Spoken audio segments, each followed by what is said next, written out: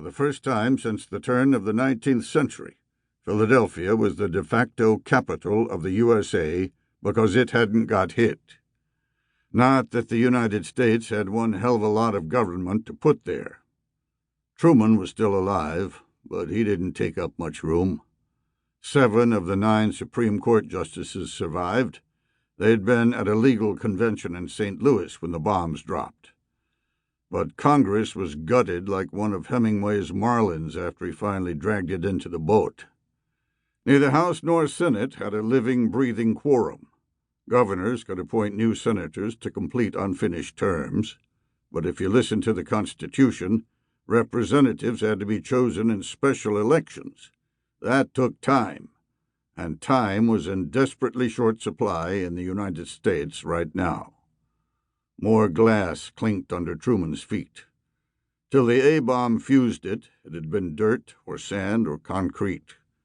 It was glass now, almost the color of a Coke bottle, but less transparent and full of imperfections. He stooped, picked up a piece, and held it in his palm. "How hot is this thing?" he asked the men from the Department of Defense. He wasn't talking about the temperature. They eyed each other. "Well, let's see," said the one with the glasses. He aimed the business end of his Geiger counter at the chunk. Truman heard a click, then another and another. They came faster than they had when the technicians were just sniffing the air, so to speak. "What does that mean?" the president asked. "About what you'd expect, sir," the man said. "It's more radioactive than the air. This has to be somewhere close to ground zero. But it isn't hot enough to hurt you in a hurry. You can keep it if you want to." "No, thanks." Truman had a hard time imagining anything he wanted less. He threw away the atomic glass as hard as he could. It shattered into 6 pieces. Sadly, he shook his head. A tiny bit of destruction on top of the big blast, he thought. Looks like destruction is all people are good for. But it was an ill wind indeed that blew nobody any good. Among the elected officials the Soviet A-bomb had incinerated was the junior senator from Wisconsin. Joe McCarthy had been the favorite to grab the Republican presidential nomination at the upcoming convention.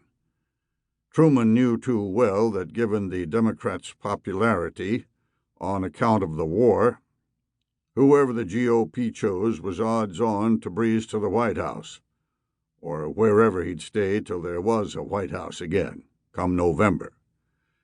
Well, it wouldn't be Tail Gunner Joe. Truman suspected Stalin had saved America from swallowing a good stiff dose of fascism. Now, Robert Taft had also died.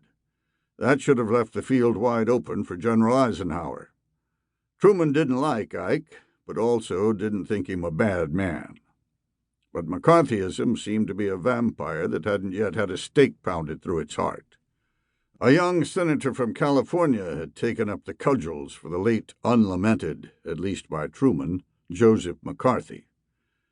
Dick Nixon's nose reminded people of Bob Hope's. Nixon might be a lot of things, but funny he wasn't.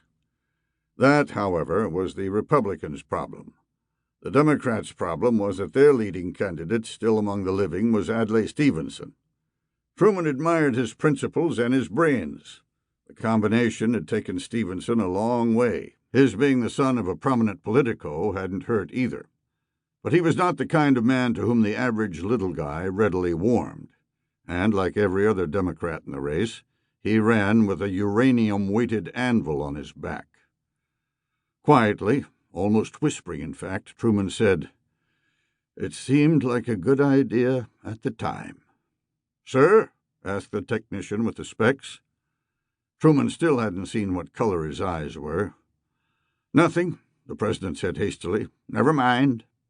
If those weren't the saddest 9 words in the English language, what would be?